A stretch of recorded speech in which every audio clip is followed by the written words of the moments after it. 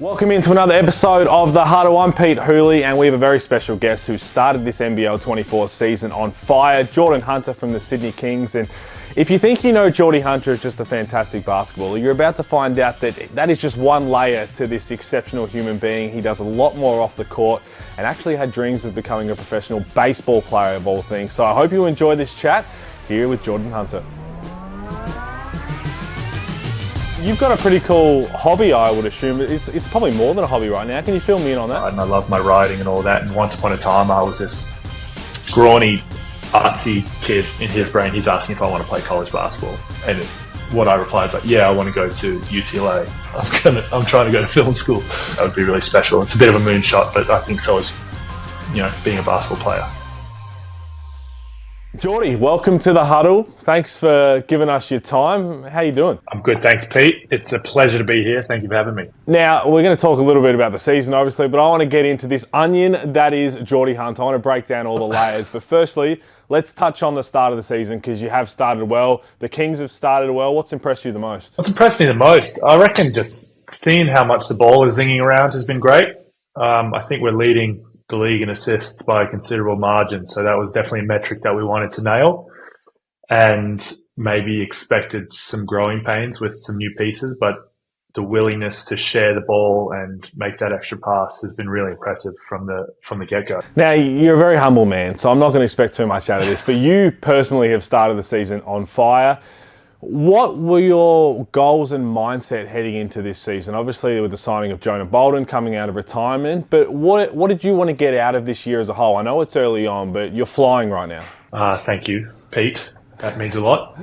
And personal goals, I'm first and foremost, I'm enjoying feeling really good. Like my body feels great, and as a big guy hurting a lower extremity, it can take a while to feel yourself again. And I was hoping for a bigger role this year and new coach, and that's given me the opportunity that I'm seeing so far. You don't want to count your chickens and lock yourself in for the whole season, but it's going really well so far, and I'm very grateful for the opportunity. And I want to be as consistent as possible, but I've had a few good games, and hopefully I can string some more together. Tell us a little about the new coach, Mahmoud. I mean, terrific person. I've been lucky enough to chat to him a lot since in Summer League, and just a really high character. And coming from a high character yourself, where everybody loves to be around you, I get that it's the same feeling for your new head coach as well. Yeah, he's been such good value. So it's obviously tough. He's moved across the world with his wife and into a new and scary city like Sydney, and he's adjusted really well, and he's just a great person to have around, and I think that goes such a long way. So, these early successes have a lot to do with what he's demanding of us, and his mechanism for delivering what is demanded of us has been top-notch. I'm intrigued as to, obviously, this off-season, you come in, everyone's talking about the Kings three-peat. It's incredibly hard to do at any level, let alone a professional level and in basketball. Was it spoken about a whole lot? Because you I think I've spoken a lot to the Kings players and the staff. You've taken a step forward with so much change in bringing in new pieces. I know Jalen Adams is back, but two other new pieces there. You bring in a whole new coach. Is it spoken about a whole lot? Does Mahmoud say much about it in the preseason? Or is it kind of, look, we obviously know what we're trying to do, but I don't want to bring it up anymore? Mood will be the last guy to bring it up. He's just next game mentality to the max. Obviously, we are fully aware of the narrative around getting that difficult task done. But I think on the whole, the group has done a really good job of just staying locked in on the task at hand. And when you fill a room with a bunch of great professionals, they understand that you're not going to win the championship next Sunday. You're going to piece it together by stringing good wins together. So is it discussed? I wouldn't, we know what's going on in the narrative and the media and all that, of course, but the boys are doing a really great job of staying focused. With these new pieces, you talk about good professionals and great people, and it's something we've seen. Culture wins championships so often more so than talent. Is there anything particular you guys do in the preseason in terms of culture, team building activities that you could shed some light on? If you've got any secrets, I mean, feel free to break them now because I'd like to be on that level. But I feel like there's just something about this team and that continues to grow in terms of that culture. I think there's definitely interest in like what we're doing differently to other people. I haven't been outside of the Sydney Kings, so I don't know if I can exactly speak to what's going on but I don't know if there's some sort of secret sauce. Like, I think we have the best front office going around, but again, I can't compare it to anyone, but they're just great people and they know the game really well and their pedigree is amazing. And they're putting together teams that really fit together well. And so when you have a bunch of new pieces coming in, they want that basketball chemistry to work, but they also want them to step into the locker room and be great guys to be around. And I think a lot of organizations are prioritizing character as much as they are basketball smarts and basketball skill. But, it can maybe be underrated a little bit just how important it is to have someone come in from the US or from overseas and slide into an Australian culture and an Australian organization and really fit in and really gel with the other guys. So I think our front office and our coaches, for that matter as well, like that, it's on them as much as the front office to help everyone assimilate. But it's just, bringing in great character guys goes such a long way.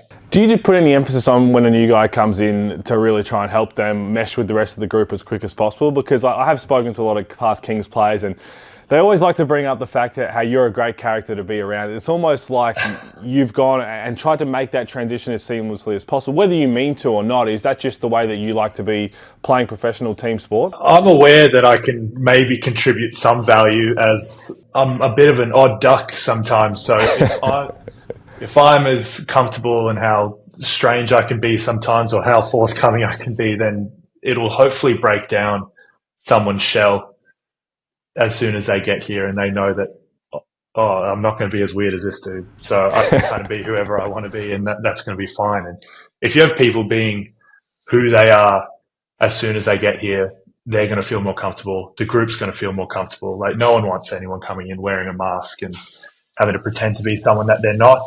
And if we have plenty of guys who are making guys feel comfortable, I'm probably going to contribute more on the, belligerent weirdness direction. So if that's what I got to do, then I don't know if I'm doing it deliberately as much as just there's some programming going wrong. But it's I'll do what I can. We see, however you want to describe it, but a lot of us on the outside in see that about you, and that's why I think you've become a fan favourite pretty quickly at the time of the Kings. It almost seems for a lot of us on the outside in that you wouldn't go through potentially any tough times, you're always up and about. But I want to rewind to the first year the Kings won the chip, 2022, because the season started off pretty rough for you, and take us back into how it all began, because I think there was a COVID isolation thing, the first kind of setback that you had. Can you kind of run us through that timeline? Yeah, it was a crazy time for the whole world, and we had someone enter the building with COVID, but they didn't know that they had COVID at the time, and so at that time, that everyone who'd been in the building that day ended up in their room for 2 weeks minimum, and thus was the state of the world. And we ended up doing yoga on Zoom and having team trivia nights and stuff. But like, I'm fine if you lock me in my room for 2 weeks. My weakness is probably going to be staying in as best shape as possible. Everyone was absolutely shedding muscle and losing weight and all that. And I'm not thinking I was like gaining muscle, but I didn't lose any weight. And so there was like probably too much cheese and crackers involved. And it was, it was a great time, but I was in my bedroom for about 2 weeks. 2 weeks actually underselling it. I tested positive on day 6, so then I start my 14 days again. So it was a sweet time to be alive. But I 3 weeks in the bedroom in the middle of the NBL preseason. I came back in and we were getting the ball rolling intelligently. We'd all just spent 2 to 3 weeks in isolation, but then I broke my finger in a warm-up game of all things. We were playing like a touch footy thing, and like a flag football, and I got my finger caught in someone's jersey and I broke it. So just a freak, warm-up game injury. That's not how you necessarily want to go down, but that's what happened. So as I was working back through that, we have the best performance physio guys. They've, basically carried me on their shoulders for a few years now. But that first training where I was reintegrating back into the team, I think it was round 2 or 3 of that season. My first training full blast was like last play. I took off on a closeout and my foot popped on the takeoff. And so I'd never broken a bone up until that point, and then I broke my finger, and then first training back, I'd broken my navicular.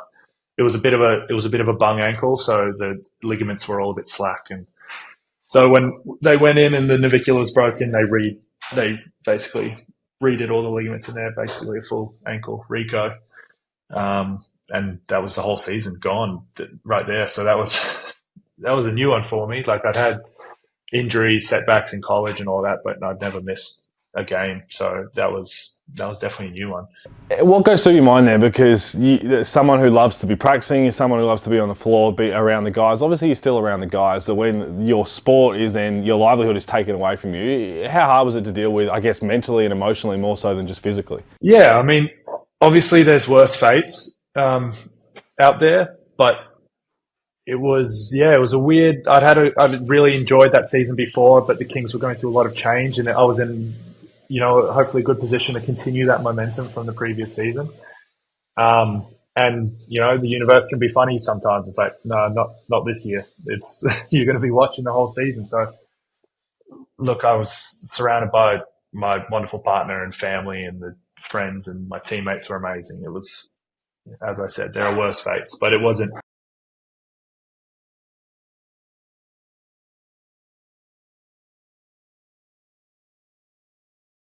But our performance team and our physios were just sensational and have really got me back feeling really great. So there was tough times for sure, and that rehab process can be an absolute monotonous grind.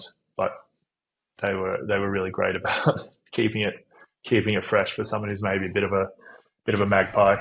As someone who's also broken their navicular, I did that in college, so we can share that. We've got a bond now for the rest of our lives. That first year, so then the Kings go on and win a title, and I think I spoke to you after that what it's like. You're a championship player, and a similar thing happened to Jack White, and you're not on the floor for it. And we know how hard it is to win a title. And at the time, it's hard to look back now because you win a title the following year and can contribute to it. But at the time, what were you feeling like? Because obviously you're a championship player, and this isn't the AFL where you don't get a medal if you don't play in that all-important game. Like, you still are recognised. But how did that make you feel? Obviously celebrating, but just knowing that you weren't on the floor to be part of it at that time. Yeah, I was first and foremost so happy for the guys that were out there, and it was such an awesome thing to be a part of.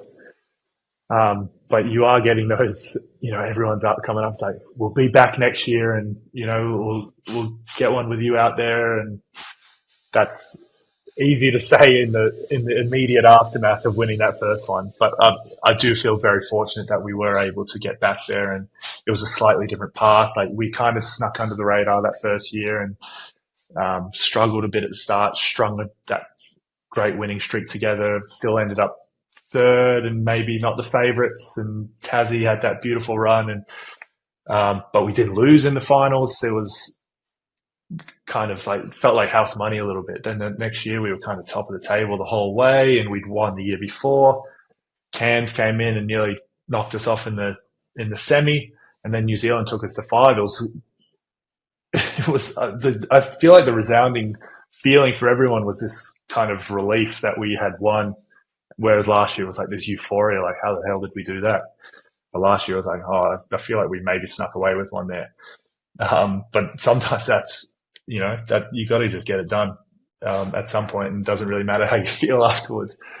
But it was definitely a little bit sweeter being out on the floor with the guys and able to contribute. And, we had that great kind of bench mob game in that second game in New Zealand that was just, for guys who are filling a role and super committed and selfless to deliver something that's maybe not as shiny and glamorous as what's going on for everyone else, to then kind of have this weird moment where someone's hurt and someone's in huge foul trouble, and you guys are going to have to step in and get this done. And to get it done it was very rewarding and definitely a very fun memory. I'm going to touch on the bench squad a little bit in a few, but I want to go back to, so you sit out the entire year, and a lot of people think, okay, professional athlete, besides rehabbing, they're going to sit on video games, they're going to do all this stuff outside of, but you've got a pretty cool hobby, I would assume. It's probably more than a hobby right now. Can you fill me in on that?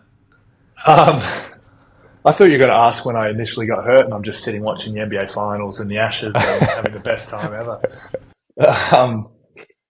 No, it was, and that's probably you could speak to it as well. Being injured, you're suddenly faced with this, to be dramatic, like this basketball mortality thing. And it's like, all right, this gets taken away from my friends before they're ready all the time. Like that's the story we hear more often than not is guys like, oh, I don't have a contract this year, or my body's not going to let me do this anymore. And then I would have loved to keep going, but now I've got to go figure out what's next. And I feel like I've got a lot to give still with basketball, so that's good. But I have always been super passionate about, on a more creative side, and I love my writing and all that. And once upon a time, I was this scrawny, artsy kid that just like did all the musicals at school and loved plays and did music and drama and loved writing and filmmaking and all these very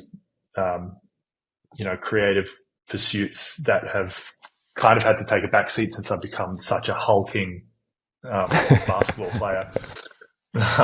But that passion and that interest never really went away. And I only started playing basketball when I was 15 years old. So it's not something that I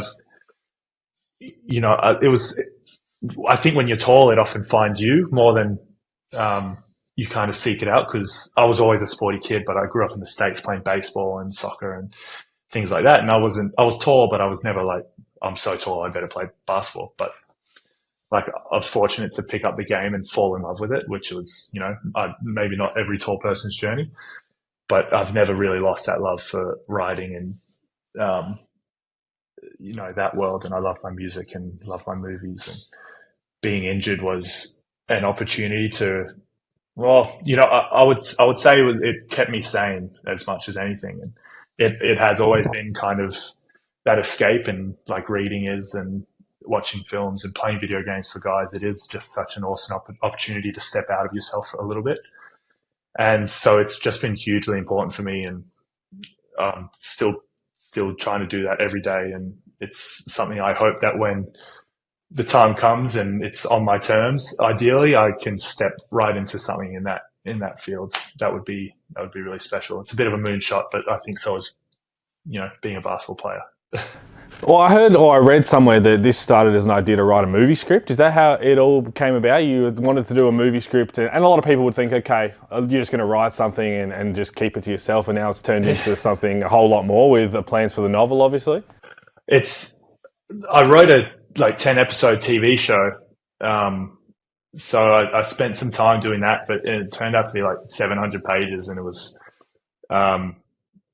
it didn't feel like that arduous. It was something that really poured out of me a little bit. And then it is something, the TV world is, they're not strapping millions of dollars into a production from someone who's not written something before, or something that's not got any novel or video game or even podcast nowadays behind it. So I got some really fancy and generous people reading this stuff that I put together, just, in some sort of naive thing that I could make a TV show. But they were really positive and really supportive, and they said, we love the story, we love this, and kind of turn it into a novel. And then it's a 50-year plan, Pete, but you turn it into a novel and you get people to read it and they love the novel, and then they're like, now we'll make you a TV show. But I'm still enjoying that process, and it's learning and getting better at a craft, which is kind of what I've dedicated my whole life to thus far. So that muscle remains the same, and it's great to kind of give me something away from basketball that really invigorates me, because I feel very fortunate to be passionate about one thing, like with basketball, and to have more than one passion, I think is just, I feel very fortunate that's calling me, and I'll keep chipping away at it. And it's, a little bit different in season, because I really try to knuckle down and focus there, but it's still something I can chip away at, and then off season rolls around, and who knows, maybe we might have a novel in the works. Hey, don't tell us too much about the plot. I'm sure there's a bit of a surprise to it, but can you give us the genre at least? Because I know you're a fantasy sci-fi kind of guy. Is that the path we're going down? Because I would see you. I know you're engaged. I know you're playing with all that, and I'm thinking like a crazy stupid love type movie, because I think it's a banger of a movie, and I assume you're the same. Are we like down that path? Are we down the Notebook, sci-fi? What's the genre here we're writing? Look, Crazy Stupid Love is top notch, and my algorithm right now seems to be very heavy on the clips from that movie. It is. I've always been a bit of a sci-fi fantasy nerd, and like the Lord of the Rings was just like a big bang for me when I was growing up. It was just, I don't know, rewired my brain at a very young age, but loved that, and Star Wars, and Dune is amazing. It's a little bit on the nerdier side, but they're making these the movies now with these beautiful Hollywood actors, so it's definitely more digestible. But it's in the fantasy. It's a fantasy novel, and I'm very inspired by like those things that I just mentioned, but also stuff like Mad Max, and I love those Studio Ghibli movies like Spirited Away and Princess Mononoke. So there's definitely a wide variety of dweeby interests that greasing my gears, but I'm hopefully channeling as much of that as possible into this work. And mostly it's just about my family, and I've placed them in a very fantastical situation, and that's what most of these situations are about, is just their personal lives, and you add in some mythical creatures and hodgepodge. I'm very excited for this complete product, because again, my wife's favourite movie is actually Spirited Away. So once I met her, she made me watch it, and fantastic. So I'm excited for that. I want to touch on your family and your upbringing, actually, because not many people would know that you actually spent a lot of your childhood in the States. And you mentioned playing baseball. Firstly, what position does a guy of your stature play on a baseball field? And tell us a little bit about all that. So when I was 5 years old, my old man, he's a doctor, he got an opportunity in Boston, and it was supposed to be 3 years, and we ended up staying 8. My sister was born over there. I'm one of 4 kids. I'm the eldest. So mum and dad have moved over there with me as a 5-year-old, my brother as a 2-year-old, and my next brother is a 2-month-old. So not a small ask. But I loved it. Like, such formative years. Obviously, we ended up being there for 8 years, and just baseball. And it's hard to articulate how amazing baseball is to people who haven't grown up consuming it. But I kind of liken it to the acquired taste that cricket is, which is also just an amazing game. But yeah, just growing up, the Red Sox were just the bee's knees through that period of time, and really, really loved my baseball. And like I was just not playing basketball. And at my size, like, you probably want to be pitching, but I kind of only dabbled there. I loved first base. That was kind of the position I wanted to play most of the time. And as I was kind of getting older, I ended up getting into center field a little bit, I think, because I could, back in the day, when I was young and wiry, I could really spread my legs out a little bit and cover some ground, and had a bit of a rocket to home plate from center field. So I did a bit of that. And then when we moved home, I was devastated. I was like 13 yeyears old. It was not at all. I thought I was American. Like, I had the full American accent, and you're not a human being before you're 5 years old. So it's basically my whole life. Obviously so glad we did now, and I wouldn't change it in a second. But we came back, and the baseball situation was a bit far away from where we're living, and mum and dad were like, it's an hour away. Do you want to keep doing it? And it was a real crossroads moment like that you don't realize when you're 13 years old. And I was like, no, it's all good. And I started high school and wanted to play cricket and rugby to make Australian friends, because how else are you supposed to make Australian friends than play cricket and rugby? And I lasted, I think, 2 seasons playing cricket and 1 playing rugby before the rugby became soccer and the cricket became basketball. So it was kind of as soon as I picked up a basketball, I was like carrying it under my arm around school all day and going back to class, drip sweating in my uniform after recess and lunch. And it was a real, really honed my game on the outdoor courts at school. Is there any chance that you could play a little baseball in the off season now? We see some dual sports athletes around, and if the seasons line up, because do you still have the love as though if it was a local game or you had the chance, you'd love to go down there? And do you play catch at all with your brothers, or is it just completely is it in the toy chest now? Dane Pinot and I used to go to games in college with baseball mitts, like 8-year-old kids. We'd be sitting nowhere near like the territory where the ball might show up. But maybe if you were pitching to me, Pete, I would get out and play baseball. But I'm not naive enough to think I could jump out, having not played in half my life, and strap on. But I do watch the Red Sox for a bit. Had a bit of a stinker this year and fired their GM and have a bit of turnover, which is going to be pretty thrilling for your viewers to hear about the ins and outs of the Red Sox front office. But I'm, the playoffs, I'm still watching that, and I think I'm going for the Phillies. When you grow up playing, you're given a team. The team you play for is like a professional team. So I was the Phillies for a lot of it, and I was the Cardinals. And when you're a child and things like that happen, somehow you just maintain an affinity for those teams. And it's working right now with the way that the Phillies are playing. Is the love for America then, and you said you wanted to come back and you wanted to stay in America when you were there, and is that one of the main reasons you wanted to go back and experience college? Because you went to St. Mary's, and especially probably a late bloomer in college with the way that your career went, but there was a lot of Australian connection as well there. But what led you to really wanting to experience that? Was it the basketball? Was it the study? Was it just the fact that it was back in the United States? I wanted to go to college, and this is silly to be honest, but I was playing well for North Sydney and simultaneously interested in going to do school in LA. Like I wasn't planning on playing basketball beyond high school. Like it wasn't an option in my reality. And so that was probably film school or something, of one of those aforementioned interests. I was hopefully going to go over and explore that.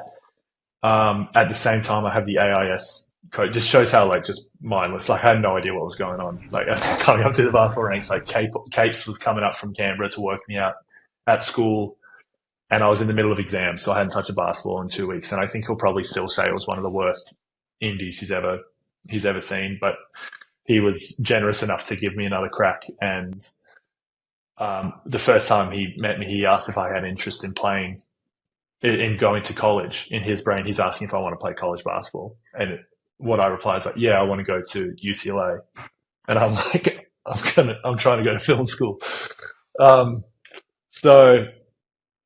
I mean, at the same time, I wasn't crazy. I was doing well in the New South Wales comp, and Jonah had just gone to UCLA doing well out of the New South Wales comp. So obviously that's what I meant. But I think Kate's had a bit of a laugh. And I finished school. I had schoolies booked, and there was, I think Ice was injured.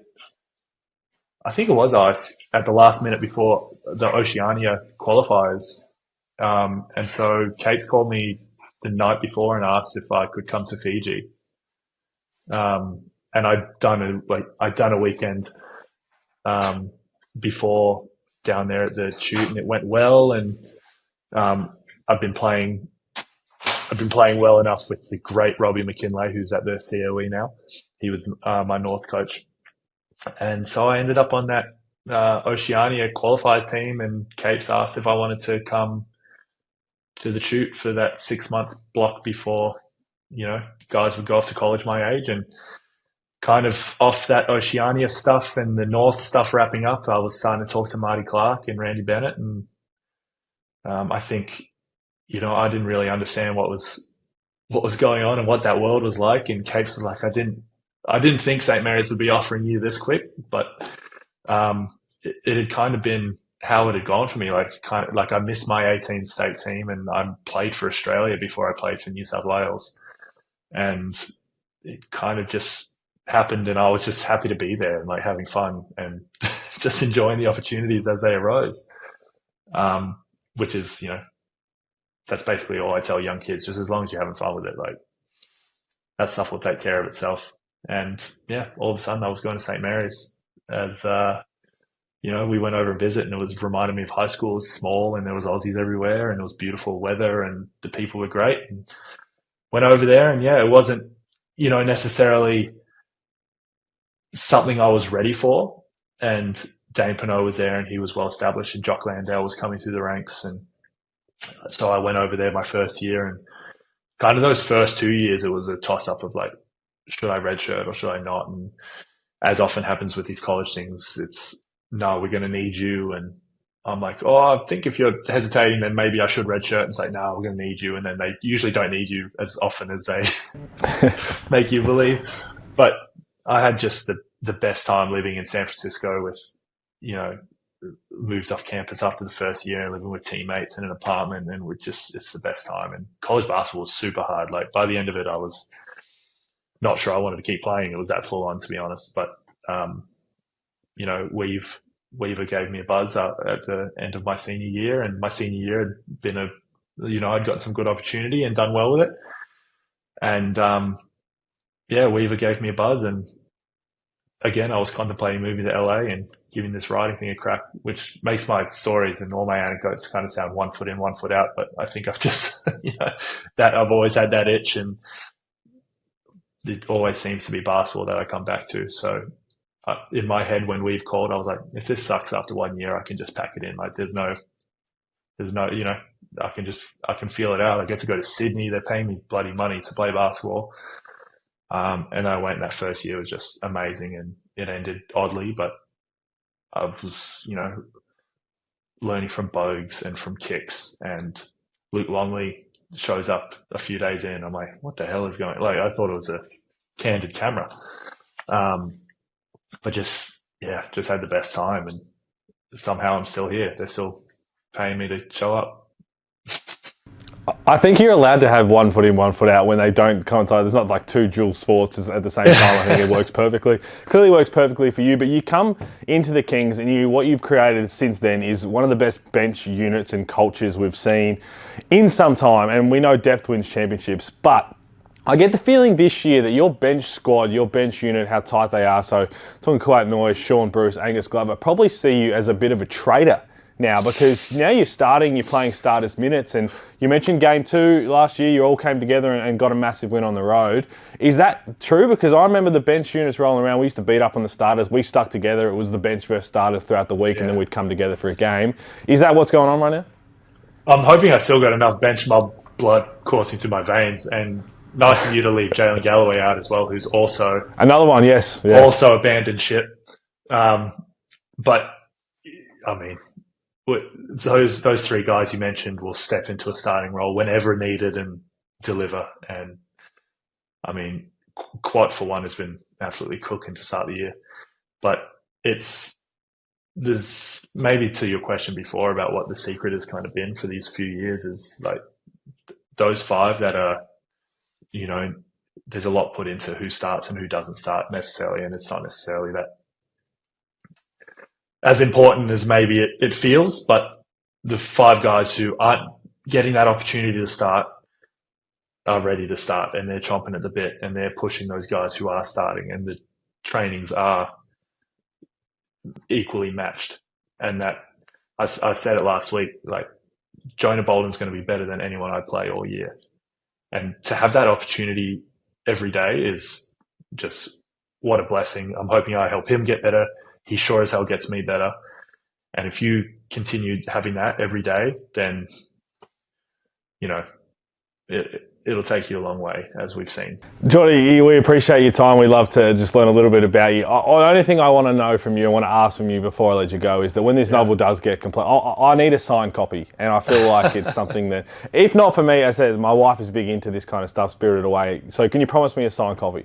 That feels pretty easy, Pete. I can make that work. Now I'm on record saying that I'm working on this thing. It's like such a party foul to talk about something before it's finished, especially when I've never bloody done anything. But it is. Now I'm being held accountable. I owe you a signed copy of something that doesn't exist yet. Hey, I'll hold you to it because you make me better, and by that I mean you make my super coach better. Geordie, I appreciate you, man. Great start to the season. Good luck for the rest of it, and good luck on the quest for the three-peat. Thank you so much, Pete. Talk to you soon.